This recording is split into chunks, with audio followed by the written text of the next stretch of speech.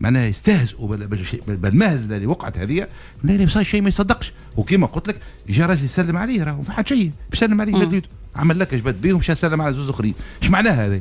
يعني انا بيت ظاهر العمليه معناها مخدومه ومريقله مخبوزه، فهمتني؟ لا داير الاتحاد الجزائري لكره القدم مضمن التفاصيل اللي ذكرها سيد العميد توا في التقارير والشكوى اللي تقدم بها الاتحاد الافريقي لكره القدم والاتحاد الافريقي لكره القدم على ضوء الشكاوي هذه، لانه مش شكوى فقط، هي فما على التحكيم شكوى، فما حتى شكوى على الامور التنظيميه، وفما شكوى حتى على الاعلاميين اللي يقولوا حسب الروايه نتاع الاتحاد الجزائري قلت تعرضوا في النفق نتاع الملعب هذاك المؤدي الملعب تعرضوا للاعتداء. دونك فما ثلاثه على الاقل تقارير رفعهم الاتحاد الجزائري للكاف، والكاف فتح عام البارح تحقيق رسمي في انتظار النتائج نتاعو، يقول لك باش يحقق في كل الملابسات نتاع الاحداث اللي صارت. نستناو شي نتائج.